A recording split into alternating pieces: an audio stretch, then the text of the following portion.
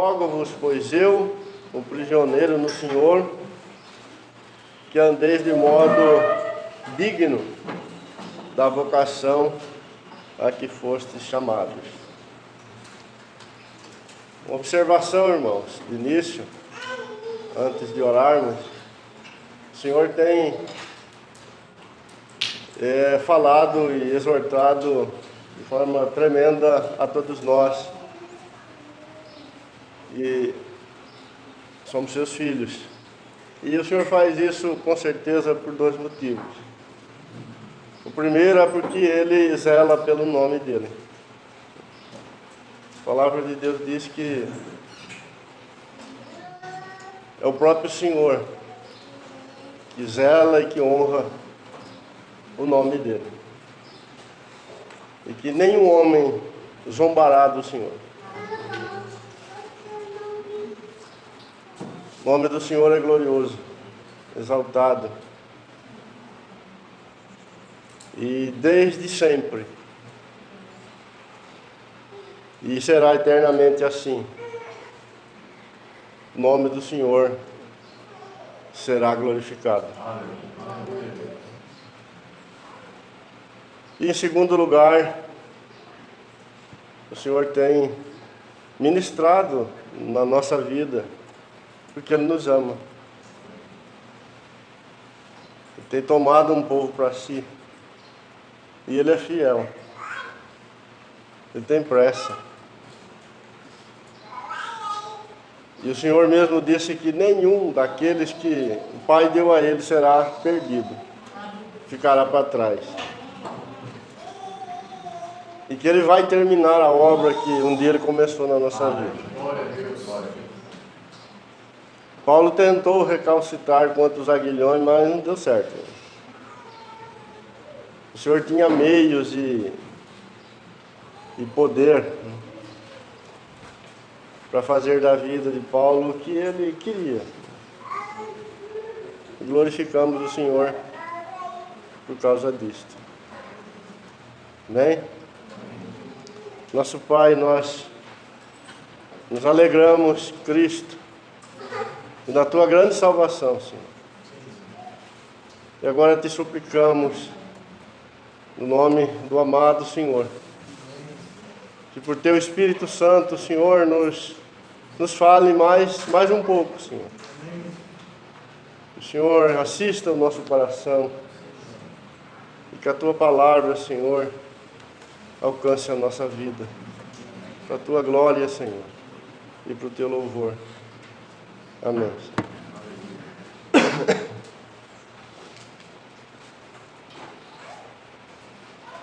Bom, nós temos falado já várias coisas, né, a respeito desse tema, mas nesta última sessão que estamos tratando, nós estamos vendo este andar, né, na presença do Senhor, naqueles aspectos mais práticos, naquilo em que corresponde, né, com o Evangelho do Senhor Jesus na nossa vida diária. E nós temos aqui nesse capítulo 4, depois capítulo 5 e até o final da carta, né, grandes verdades sendo aplicadas pelo Espírito de Deus, usando a vida de Paulo e com a devida correspondência, né, daqueles irmãos ali da igreja que estava em Éfeso, de tal forma que os interesses, né, o desejo eterno do coração de Deus estava se cumprindo na vida deles. E Paulo começa, só recapitulando, né, um pouquinho, o capítulo 4, depois desse rogo dele, né? Ele coloca alguns fundamentos, mas a partir do versículo 7, ele vai dizer então de forma bem prática, né, como o Senhor Deus que está em todos e age por meio de todos, está trazendo à existência o seu povo para a sua glória em Cristo Jesus. Aquilo que vemos o Senhor revelando ali no capítulo 1, né, ou seja, a sua mente, a sua intenção, que precede, né, a fundação do mundo, de ter para si um povo perfeito, né, um povo aprovado, né, um povo santo, enfim, um povo que em Cristo Jesus seja realmente, né, para a glória do seu santo nome. Então nós vimos depois do versículo 7 até o versículo 16 que todos os membros do corpo são chamados, né, para participar de forma objetiva na aplicação do Evangelho na vida dos santos. Cada membro, né, é chamado para cooperar, né, com a justa medida, de tal forma que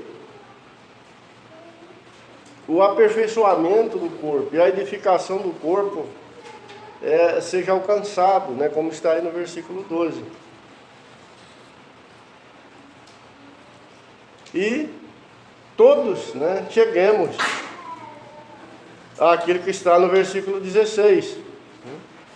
Ou seja, de quem todo o corpo, bem ajustado e consolidado pelo auxílio, né, de toda a junta, segundo a justa cooperação de cada parte, né, efetua o seu próprio aumento para a edificação de si mesmo em amor. Ou seja, ninguém está excluído disso.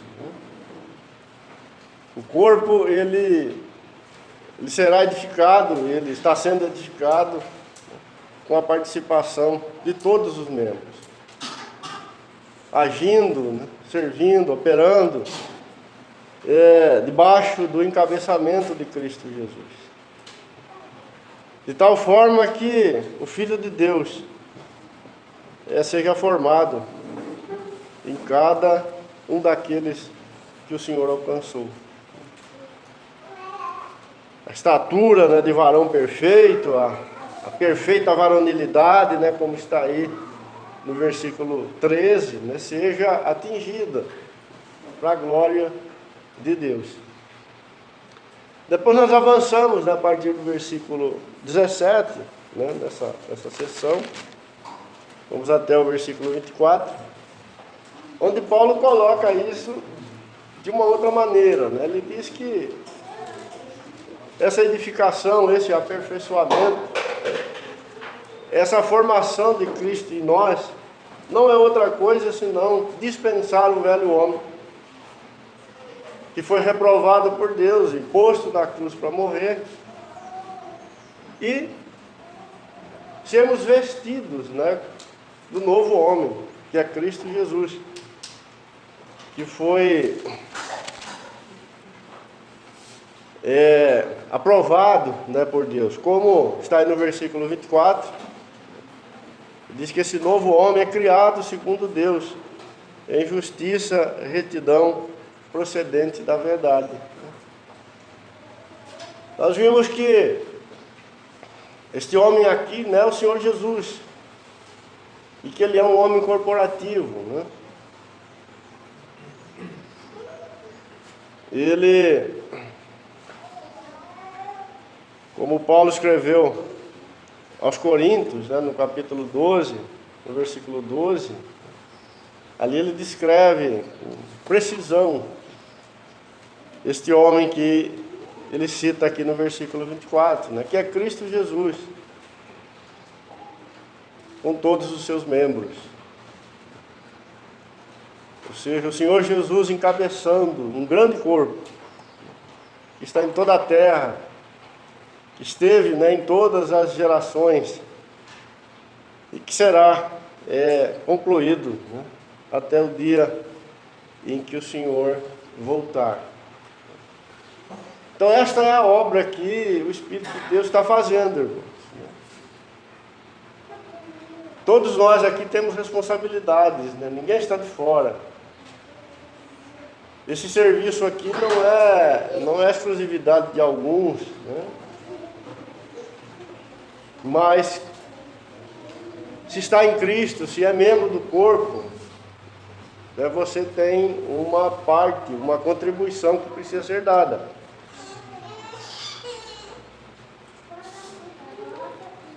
E nós vimos que essa contribuição não é aquela contribuição de púlpito, né? Não é aquela contribuição que é dada por pessoas que estão embaixo de um título, de uma posição. Mas isso aqui é vivo, né? Isso aqui é orgânico. Isso aqui não é outra coisa senão o manifestar da vida do Senhor Jesus, né? Pelo Espírito Santo de Deus que habita em nós. Porque nós somos um em Cristo. Nós não somos um ajuntamento, nós não somos uma organização, nós somos um organismo, nós somos um corpo, nós temos um cabeça.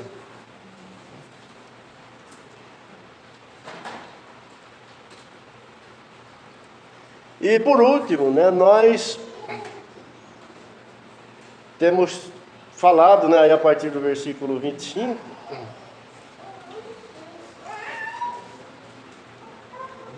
de como isto acontece no dia a dia, né?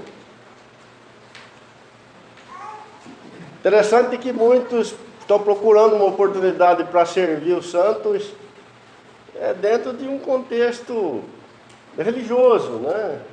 Esperando alguma reunião, algum evento,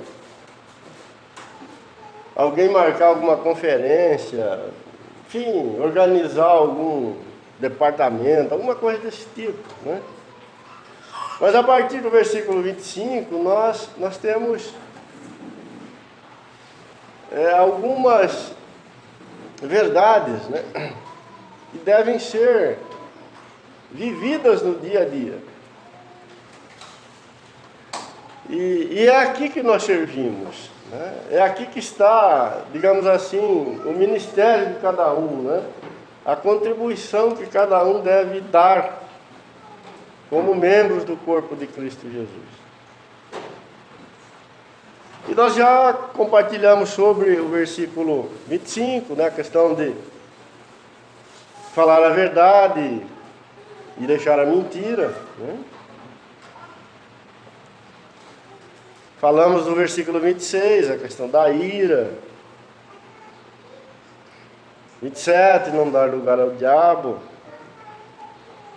Falamos no 28, daqueles que furtavam e agora não devem furtar mais, né, e sim trabalhar. 29, falamos um pouco sobre a linguagem, né?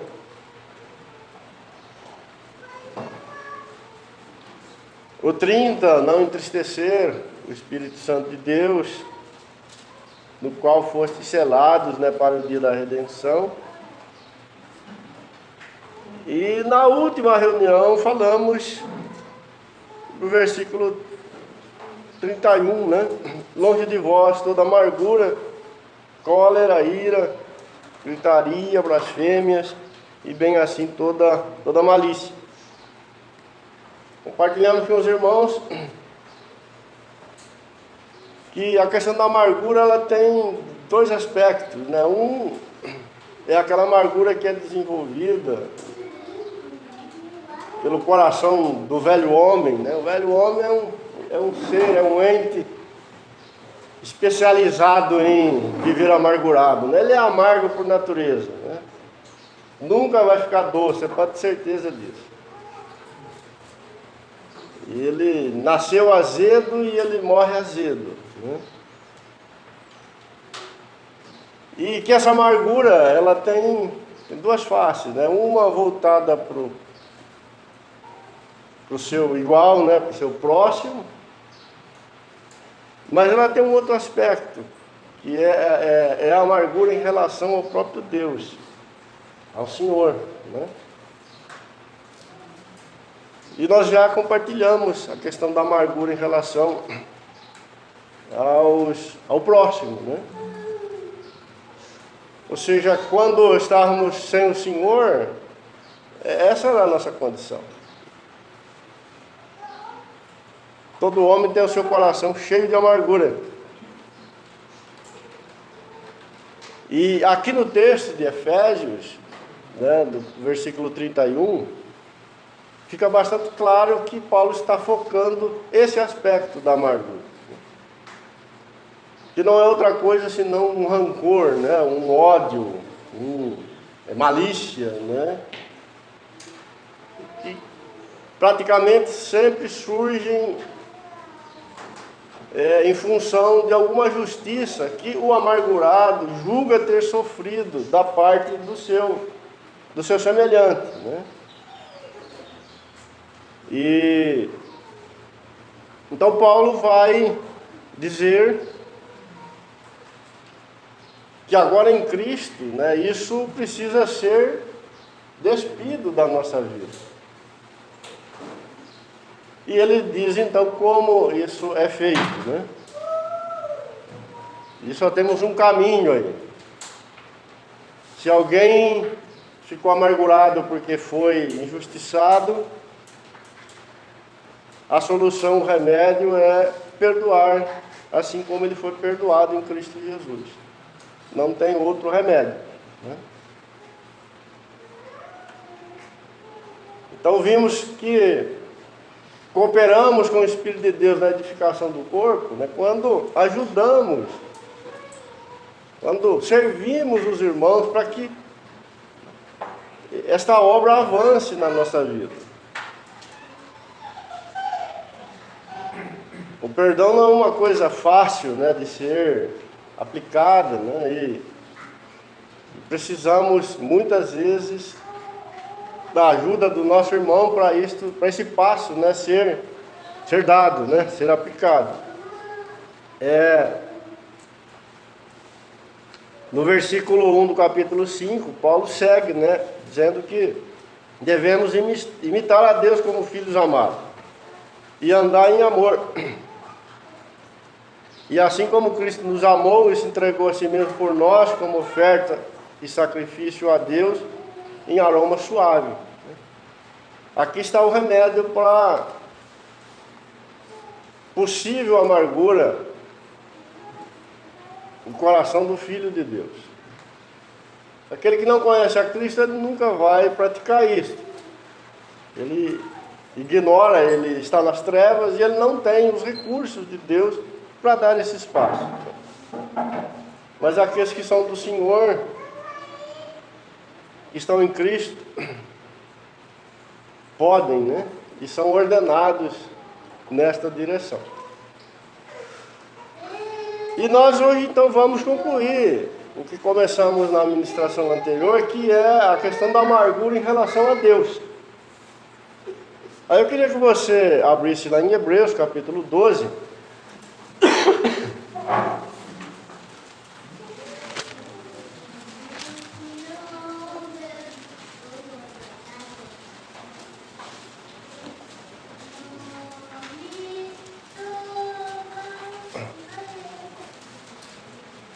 Versículo 14 e 15. Segui a paz com todos e a santificação, sem a qual ninguém verá o Senhor. Atentando diligentemente, porque ninguém seja faltoso, separando-se da graça de Deus, nem haja alguma raiz de amargura que brotando nos perturbe, e por meio dela muitos sejam contaminados.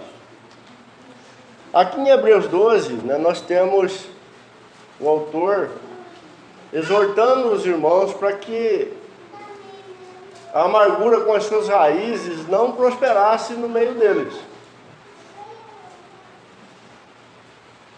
Só que quando a gente olha o contexto aqui com cuidado, né, nós já vimos um pouco disso na reunião anterior, nós vemos claramente que a amargura aqui é em relação a Deus.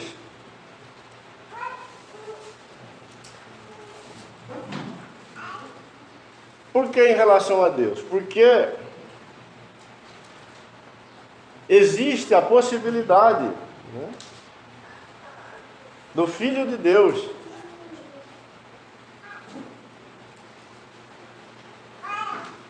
ficar distraído ou ter dificuldade para acolher no seu coração, né, os tratos de Deus na sua vida, e em algum momento admitir ou acolher no seu coração a mentira de que Deus está sendo injusto para com a vida dele.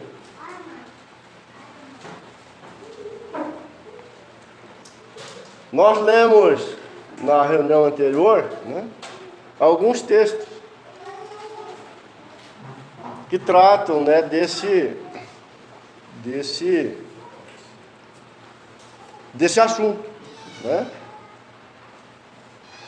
Vimos lá no livro de Deuteronômio, né, quando o Senhor ordenou a Israel, que o autor de Hebreus ele está olhando lá para Deuteronômio, quando Deus falou para Israel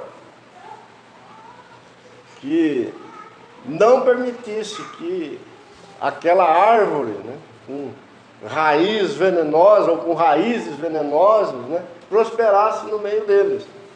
E aí o Senhor vai explicar essa figura. Ele diz que essa árvore com raiz venenosa era aquele coração que, ouvindo a lei de Deus, ouvindo a palavra de Deus, conhecendo a verdade e os interesses, né, de Deus para o seu povo, discordasse do Senhor e decidisse lá no seu coração não obedecer a Deus, não se sujeitar à vontade de Deus e abençoasse a si mesmo, e decidindo no seu coração que continuaria no pecado, né, na perversidade, certo de que nenhum mal aconteceria com ele. Então o Senhor chama isso de árvore, né, com raiz venenosa, que não deveria de maneira nenhuma prosperar no meio do seu povo. Ou seja, o desejo de Deus era que todo Israel se sujeitasse à sua palavra, né, e vivesse debaixo da sua vontade. Aqui está o autor de Hebreus, lembrando deste evento, porque nós sabemos, eu já compartilhei isso com os irmãos, para quem essa carta foi escrita, eles estavam passando por um momento muito difícil. Alguns estavam sendo presos, outros estavam perdendo as suas posses, e alguns já estavam recuando, né, de suas posições. Então vem a palavra de Deus, vem a exortação do Senhor, né, para recolocar esses irmãos, para encorajar os irmãos, para consolar os irmãos, para dizer para os irmãos que confiassem, né, que não desistissem. E nós lemos, né, aí a partir do capítulo 10, né, de Hebreus, como o Senhor vai tratando, né, disso. E termina o capítulo 10, né, dizendo, versículo 35, não abandoneis, portanto, a vossa confiança, porque ela tem grande galardão. Com efeito, tendes necessidade de perseverança, para que, havendo feito a vontade de Deus, alcanceis a promessa. Porque ainda dentro de pouco tempo, aquele que vem virá e não tardará. Todavia o meu justo viverá pela fé. E se retroceder nele, não se compraz a minha alma. E aí o autor diz assim no versículo 39, né? Nós, porém, não somos dos que retrocedem para a perdição.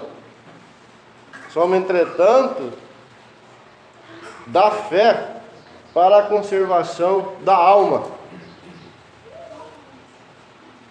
E aí no capítulo 11, irmãos, ele vai colocar aquela lista de irmãos nossos do passado que não retrocederam, que foram até o fim, que se sujeitaram à vontade de Deus, né, de forma maravilhosa, e estão aqui como exemplos para nós. Não é isso?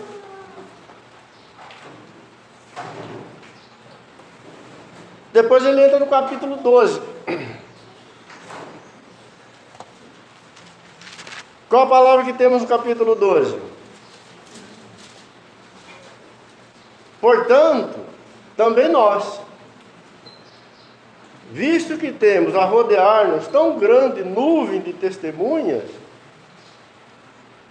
desembaraçando-nos de todo o peso e do pecado que tenazmente nos assedia, corramos com perseverança a carreira que nos está proposta, olhando firmemente para o autor e consumador da fé, Jesus, o qual, em troca da alegria que lhe estava proposta, suportou a cruz, não fazendo caso da ignomínia, e está assentado à destra do trono de Deus.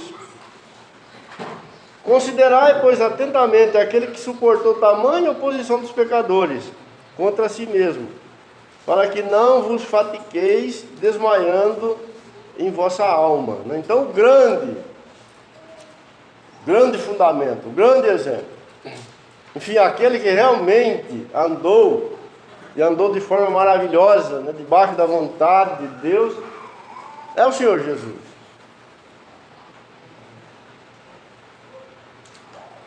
Ele não recuou, ele não cedeu, ele não deu nem um passo para o lado, né, para buscar uma alternativa para a sua vida. Ele avançou em linha reta. A vontade do Pai governou plenamente a sua vida. E ele concluiu, né, sua obra, os seus dias, como vitorioso. E a palavra de Deus, né, está dizendo, ela disse para aqueles irmãos lá, daquela época, que nós temos que andar nas mesmas pegadas. Nós temos que avançar, nós temos que prosseguir. Mas qual é o risco aí, irmão? O risco é que, em determinado momento, por não entendermos os caminhos, desígnios do Senhor, e sobretudo, né, porque o pecado está muito próximo de nós, ou seja, a alternativa que o pecado oferece está sempre muito próximo de nós. E o grande risco é que em algum momento o nosso coração considere o Senhor Deus injusto para conosco. E lá dentro, né, haja uma discordância em relação aos tratos de Deus para com a nossa vida.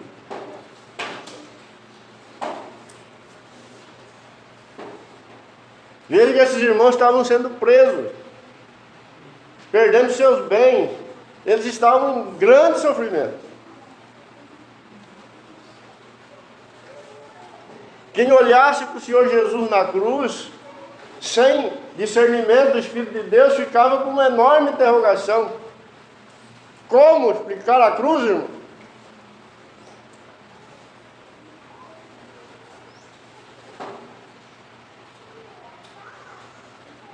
Como explicar homens inocentes, né, sendo presos sem motivos, justiçados, torturados, mortos?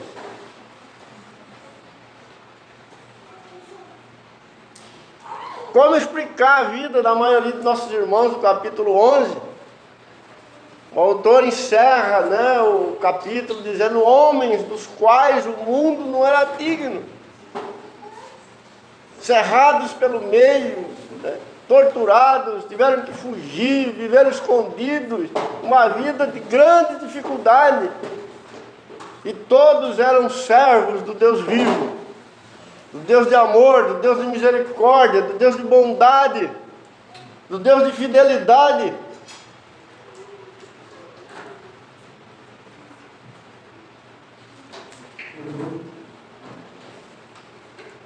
Como conciliar um pai amoroso e um lombo chicoteado com varas por açoites? A tua mente natural, a minha mente natural, não assimila isso, não processa isso, ela rejeita.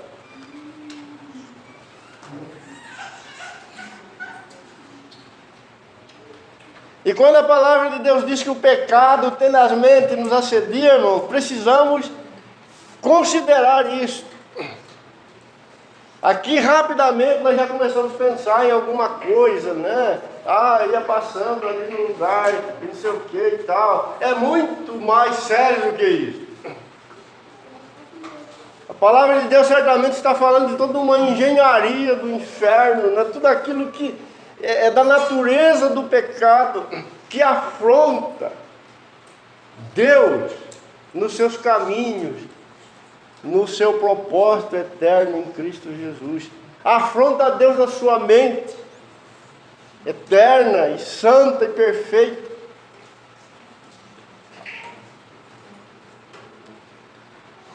E que o velho homem acolhe plenamente. Isto foi acolhido lá no Éden. Não foi? E desde então, governa o velho homem. E fez dele um inimigo mortal do Senhor Deus. E avançando aí no capítulo 12 de Hebreus, né, então o autor vai dizer que, na verdade, é o pai que está fazendo a sua obra na vida dos seus filhos. Olha o versículo 10. Hebreus 12, 10. Pois ele, se referindo aos pais humanos, né, nos corrigiam por pouco tempo, segundo melhor lhes parecia.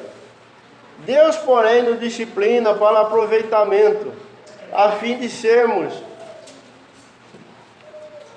participantes da sua santidade. Nós lemos lá no capítulo 4 de Efésios que o serviço dos santos consiste numa justa cooperação para que todos alcancemos a varonilidade de Cristo, a sua estatura, a condição de homem perfeito.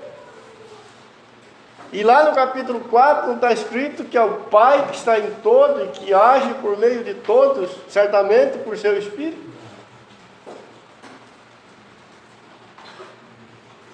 Aqui está Ele, querido, envolvido nesta obra maravilhosa. Versículo 14 e 15. Já lemos, né? Segui a paz com todos e a santificação, sem a qual ninguém verá o Senhor. Ué, olha que coisa maravilhosa.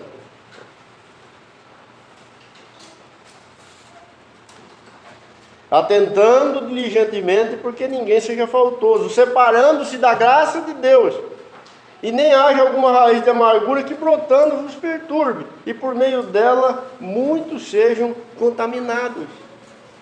Mas veja o que estava acontecendo ali no meio daqueles irmãos. Olha o versículo 3.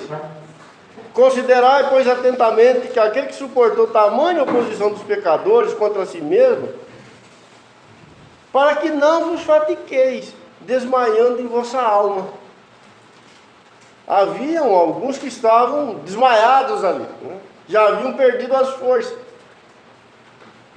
já estavam, né, desistindo.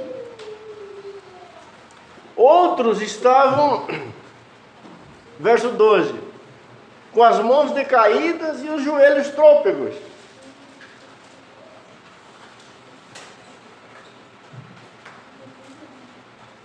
Vamos, irmão? Esta posição, irmão, significa que as portas já estão abertas para a amargura. Deus está sendo injusto.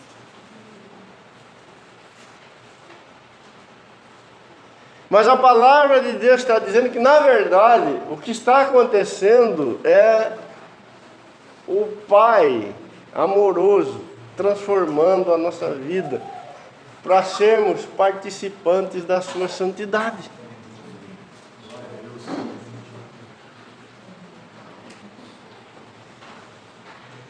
E o versículo 13: fazei caminhos retos para os pés, para que não se extravie o que é manco, antes seja curado.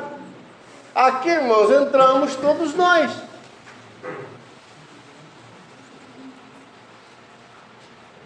Muitas vezes o que está com os braços caídos, os joelhos trôpegos, desmaiado, ele já não consegue mais alinhar o caminho dele. O caminho dele já está tortuoso, já está cheio de curva. É aí que entra a justa cooperação de cada parte. É aí que você precisa, como já vimos, não mais falar a mentira, mas falar a verdade. Ou seja, falar Cristo para ele. O autor está fazendo isto aqui. Como que ele está consolando esses irmãos, exortando esses irmãos? Ele diz: olhe para ele. Aleluia. Ele foi até o sangue e agora ele está na glória.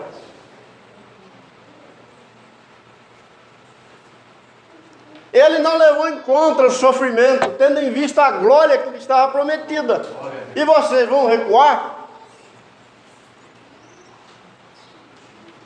Se o pai fez isso com seu filho, não fará nada com vocês, só se vocês forem bastardos.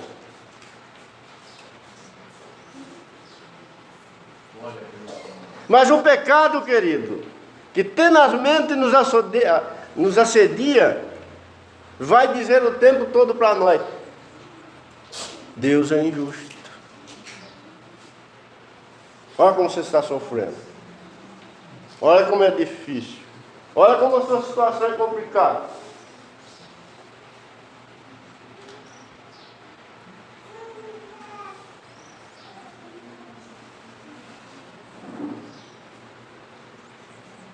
O que nós mais vemos hoje na vida dos homens que não conhecem o Senhor é a autopiedade, não é assim? Ai, coitadinho de mim. Nós não precisamos disso. Não podemos viver aí. Nós precisamos da verdade. A verdade. A verdade e a verdade.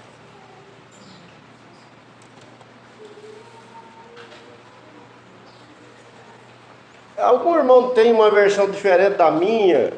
O versículo 14 de Hebreus 12. Eu vou ler de novo aqui. Segui a paz com todos e a santificação, sem a qual ninguém verá o Senhor. Alguém tem? Leia para nós, por favor.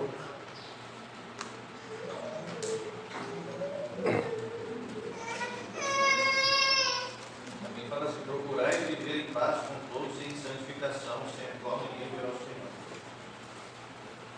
Esforçai-vos para viver em paz com todas as pessoas e em santificação, sem a qual ninguém verá o Senhor. Eu não sei ler grego, né? Mas quando eu olho para esse versículo aqui no contexto, é difícil aceitar que o autor estivesse se referindo à paz entre nós homens. Mas, na verdade, ele está se referindo à paz para com Deus. Porque essa é a questão que está aqui.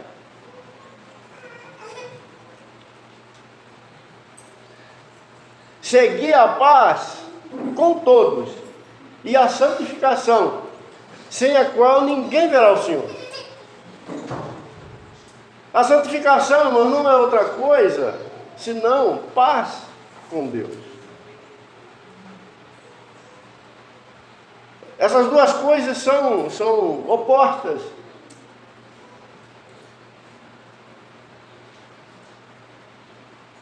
Aonde há santificação, há paz para com Deus. Se não há paz para com Deus, não há santificação.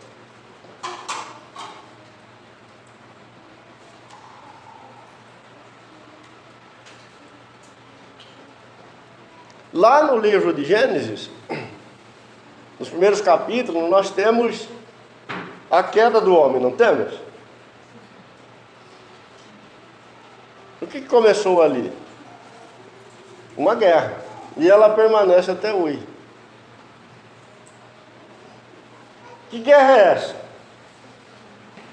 O homem, incitado por Satanás, considerou Deus injusto quando privou ele, entre aspas, né, de conhecer o bem e o mal.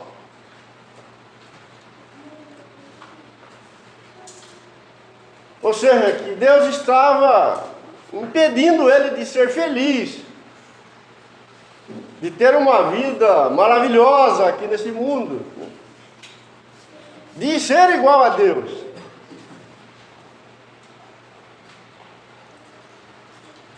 E que na verdade Deus não o amava, não tinha um interesse santo, justo em relação à sua vida.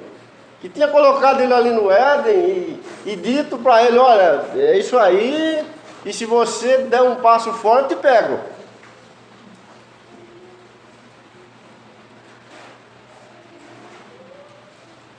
E o que faz o homem?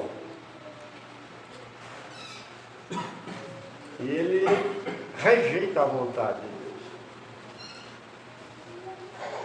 E ele assume a sua vida, o governo da sua vida. E essa é a grande questão, irmão, que permanece até hoje.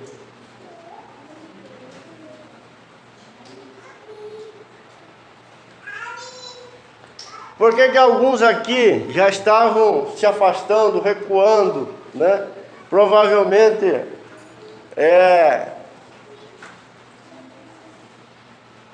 não mais tendo comunhão, né?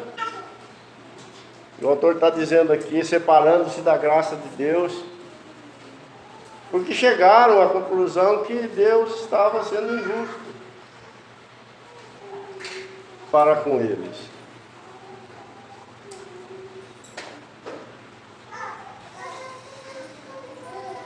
Aqui, irmão, nós temos que nos ajudar mutuamente todos os dias. Todos os dias nós lidamos com essa situação aqui.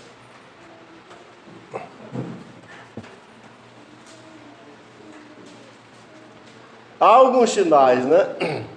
Joelhos trôpegos e mãos decaídas e gente desmaiada. Mas aí já é assim, um estado bem avançado do problema. Ele está quase indo para a intubação, né?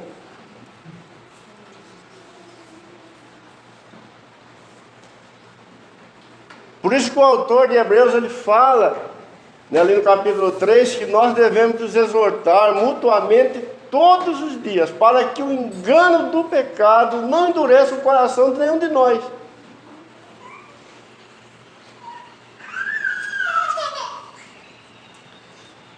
E ele diz, porque nós fomos feitos participantes de Cristo Jesus.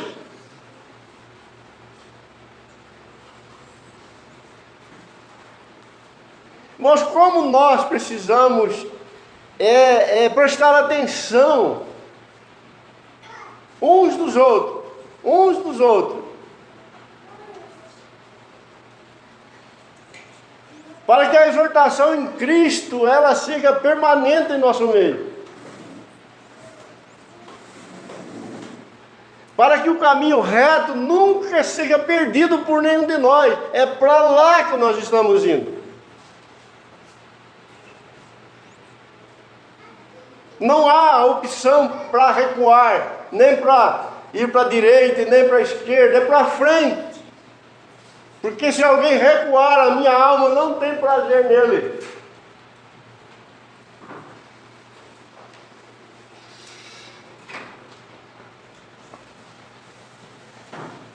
Talvez alguns de nós aqui, os mais velhos, já tiveram a triste experiência de ouvir da boca de homens que, digamos assim, supostamente conheceram o Senhor, estiveram congregando muitos anos, dizer o seguinte: perdi todos estes anos da minha vida que fiquei na igreja.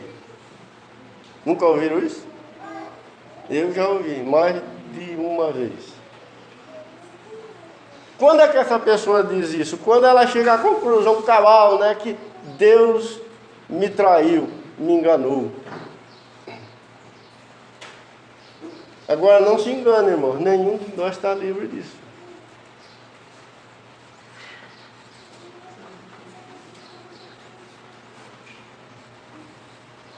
Pedro não falou para o Senhor, não vai lá para a cruz, não. Para quê? O que o Senhor falou para ele? Cala a boca, diabo.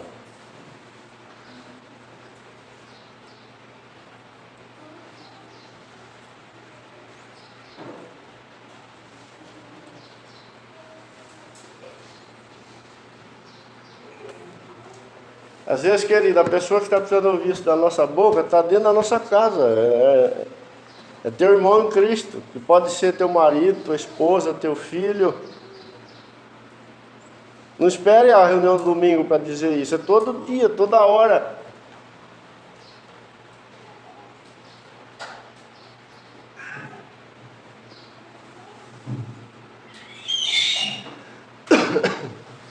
Demas, né, falei aqui na última reunião, no último momento ele considerou: olha, Paulo vai morrer com certeza, e eu vou sair fora, porque o Senhor fracassou.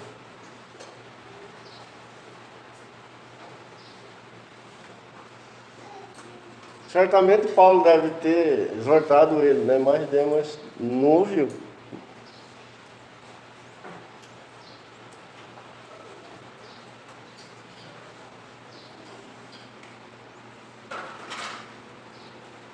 Na sequência, irmão, nós temos o exemplo de Esaú.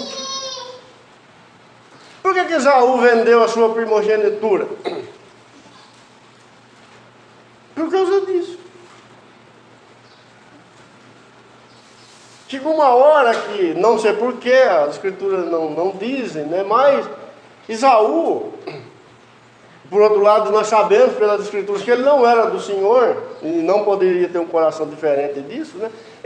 Ele considerou a primogenitura nada, ele considerou Deus muito pesado para ele. Essa história de Deus é melhor um prato de comida, eu estou com fome, e vendeu a primogenitura. O pecado chegou para Esaú e disse: olha, Esaú, é muito melhor um prato de lentilha do que a graça de Deus na sua vida. Porque olha a situação que a graça de Deus te colocou, você está com fome.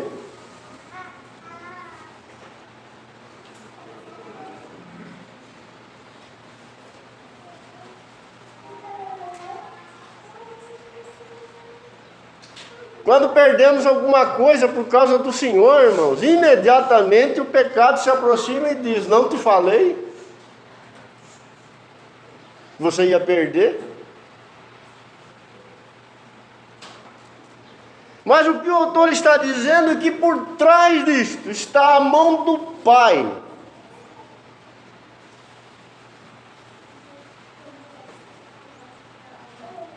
Tratando conosco.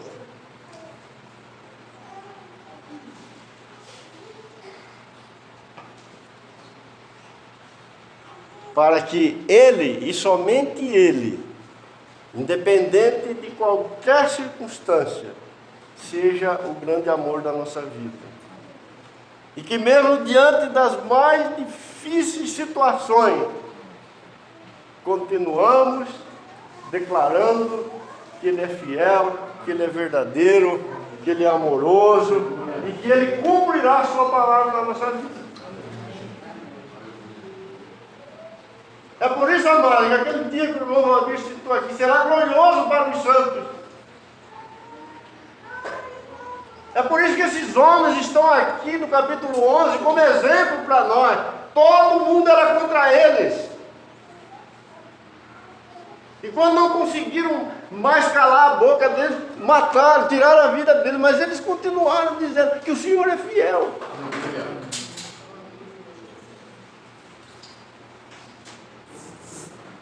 Que coisa maravilhosa! Só que nós precisamos uns dos outros. Essa não é uma obra que um homem faz. Isso é corporativo, esse é o testemunho do corpo. Você é suporte do seu irmão.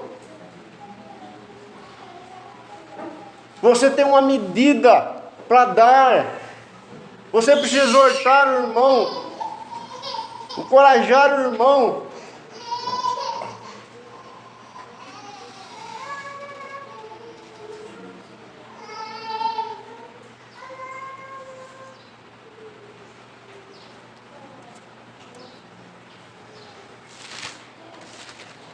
Volte lá para Efésios, nós já vamos caminhando para o fim hoje.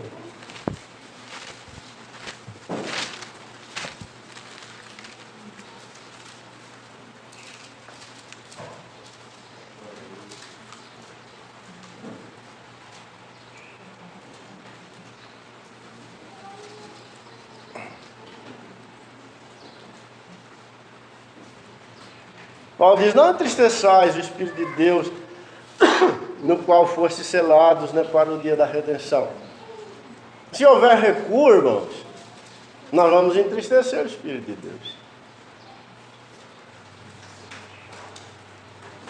Você se lembra o que acontecia com Israel? Toda vez que Israel não seguia a coluna de nuvem, a coluna de fogo, e desejava voltar para o Egito, você se lembra o que acontecia com Israel? Deus cada vez ia mais para o deserto. E o povo cada vez queria ir mais para o Egito.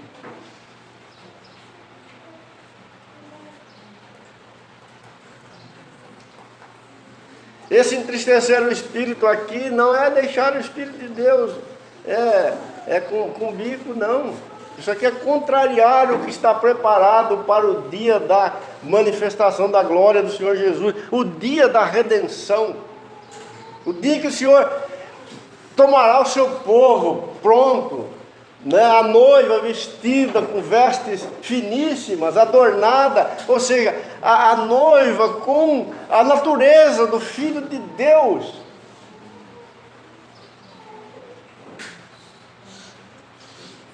O Espírito de Deus nunca vai propor um caminho diferente daquele que o Senhor Jesus andou.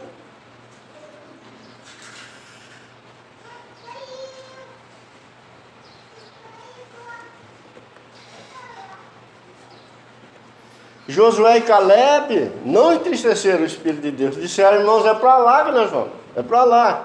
É para lá. Não é para lá. Não é para lá.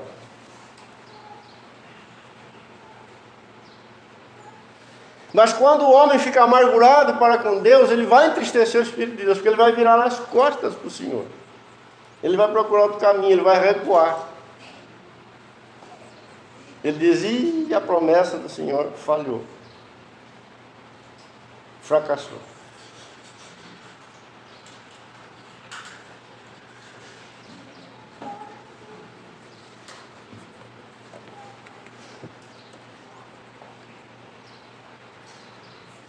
Ele vai dar lugar para o diabo. Como que o diabo obtém espaço no meio da igreja? Quando o pecado, ou seja, aquilo que não é a vontade eterna de Deus, é rejeitada. Não adianta fazer xixi em volta da casa, dar grito de leão, fazer essas porcariadas, irmãos. Isso aí não vale nada. Sal grosso, campanha não sei das quantas. O diabo está em tudo aquilo que não é a mente de Deus.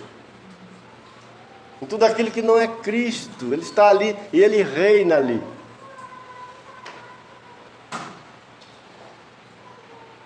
Quando Pedro disse para o Senhor, não suba na cruz, o Senhor falou, cala a boca, diabo. Ele estava ali, irmão. Ele estava ali.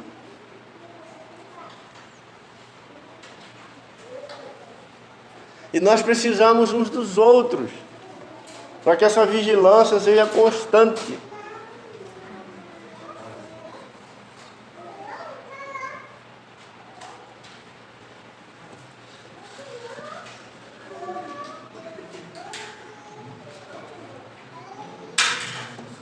Qual o grande remédio, irmãos, para curar a amargura? Essa amargura aí. Nós vimos que em relação aos irmãos é o perdão.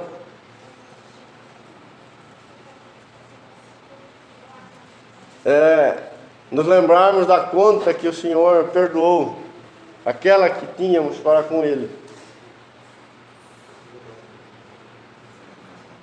E perdoar o nosso irmão, se eventualmente ele nos deve alguma coisa, que é uma merrequinha, quando existe. Mas essa amargura em relação a Deus, como saímos dela? Saímos dela quando o amor de Deus é acolhido no nosso coração. Quando confiamos no amor de Deus por nós. Paulo, ele enfatizou isso muitas vezes. Ele sempre lembrava os irmãos disso. Ele fazia questão de dizer, o Senhor nos amou quando éramos seus inimigos, quando éramos pecadores. O amor de Deus é a primeira obra que o Espírito de Deus faz no nosso coração. Por que é a primeira obra, irmão? Porque a primeira obra que o pecado fez foi tirar do nosso coração a certeza, na condição de homem, que o Senhor nos ama, que o Senhor é fiel. Ali, uma guerra nasceu.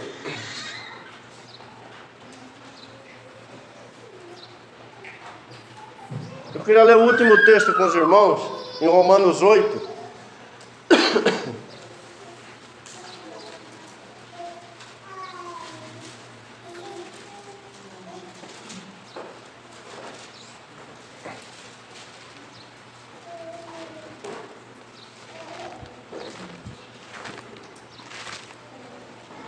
A partir do versículo 31.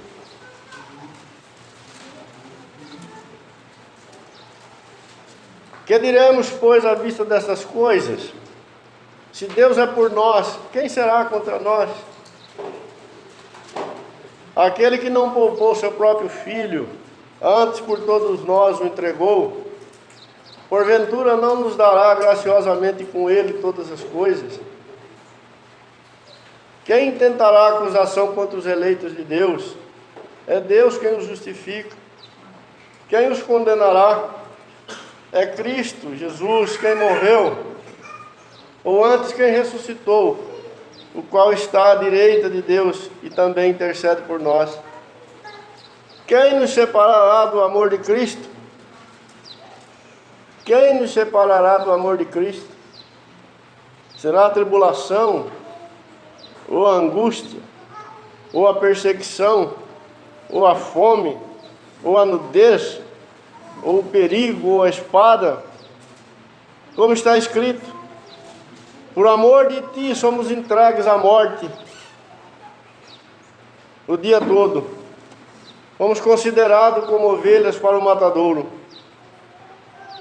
Em todas estas coisas, porém, somos mais que vencedores, por meio daquele que nos amou. Porque estou bem certo de que nem a morte, nem a vida, nem os anjos, nem os principados, nem as coisas do presente, nem do porvir, nem os poderes, nem a altura, nem a profundidade, nem qualquer outra criatura poderá nos separar-nos do amor de Deus que está em Cristo Jesus, nosso Senhor. Olha que coisa maravilhosa. Esta obra o Senhor quer fazer de forma completa no seu povo. Teremos grandes dificuldades de irmos até o fim, se isso aqui não for verdade, verdade, verdade, verdade no nosso coração.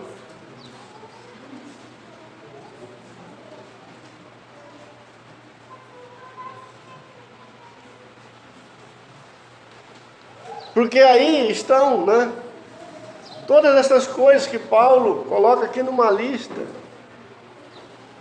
que pelejam contra a certeza de que o Pai nos ama. E Paulo, ele foi muito direto aqui. Ele diz, e é verdade, que todos os dias somos levados ao matadouro como ovelha. Mas é aqui, exatamente no matadouro, que nós somos feitos mais que vencedores.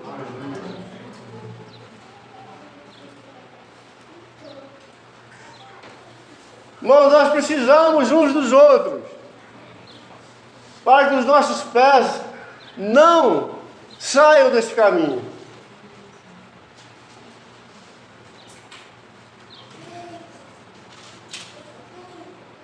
Porque o que Deus está fazendo na nossa vida não é fazer de nós alguém importante nesta terra. Ele não tem nenhuma intenção de colocar o nosso nome em alguma praça da nossa cidade. Não tem. Mas o que Deus quer, e Ele fará isso, é fazer de nós, em Cristo Jesus, homens fiéis, que amaram e amam o Senhor, que se sujeitem à sua vontade, acolhem a sua vontade completamente em seus corações, mesmo quando ela parece tão difícil, tão estranha e tão contrária a tudo aquilo que nós, homens, admitimos, gostamos e preferimos.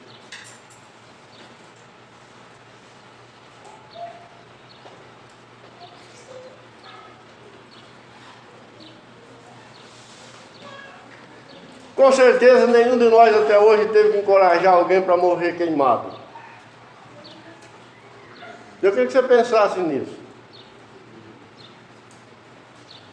Se você tivesse a oportunidade de passar a última noite com um irmão que no outro dia cedo ia para o fogo, o que você falaria para ele?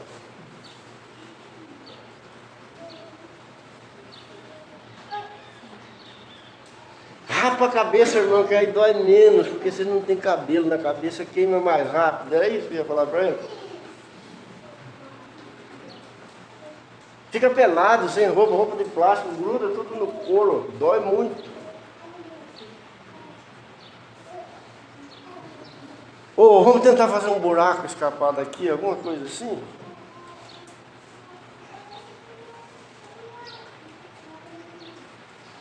Deus tenha misericórdia, irmãos, que nenhum de nós tem que fazer isso um dia. Mas vamos pensar em coisas menores.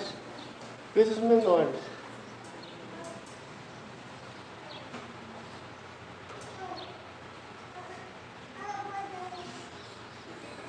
Talvez o teu irmão, irmão Cristo, irmãos aqui da congregação, estão com os joelhos trocos, braços decaídos, já desmaiaram, porque de alguma forma estão acolhendo seu coração dúvidas em relação ao amor de Deus, porque de repente está enfrentando uma dificuldade financeira prolongada,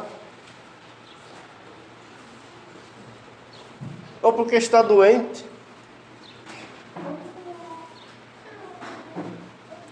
ou porque o marido não é aquele que imaginou que seria, ou o filho, a filha não é aquele que você idealizou que ele fosse.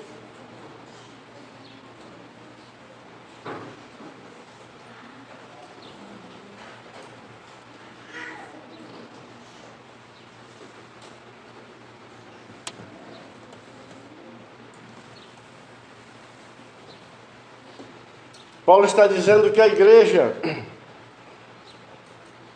em Cristo, assistida pelo Espírito de Deus, no poder do Senhor, seria forjada de tal maneira que ela amaria a Deus e confiaria na palavra de Deus, apesar de toda esta dificuldade que Paulo coloca aqui nesse capítulo 8.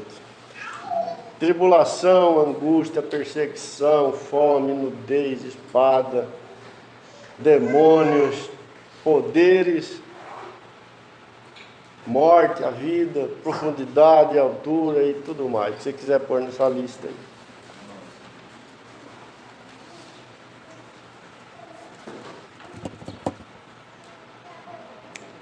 Pedro foi preso com Tiago, né? Em determinado momento vieram e falaram para Tiago: agora você vai morrer. Você consegue imaginar Pedro ficando desesperado? Meu Deus.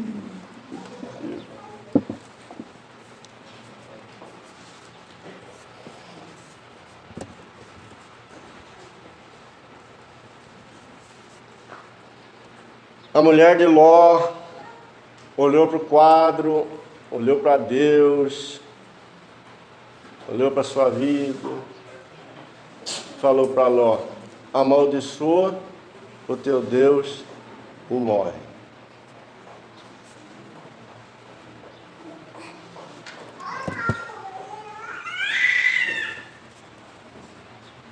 Mas Ló respondeu para ela: você fala como uma louca.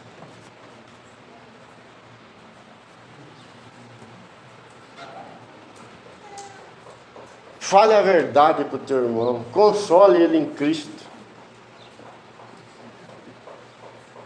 Enche o coração dele pela palavra, né, de esperança, de confiança, de certeza de que o Senhor é fiel. Mas nós não sabemos o que pode estar aí na frente, o que nós vamos ter que viver daqui 1 ano, 2, você não sabe, nem eu.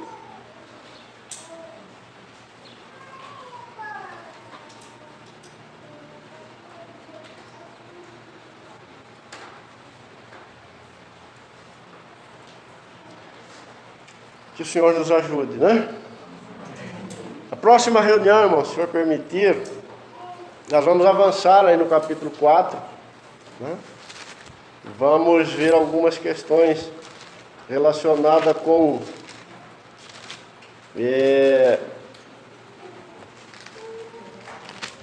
aliás, capítulo 5, né? Versículo 3, relacionado com a impudicícia, impureza, cobiça,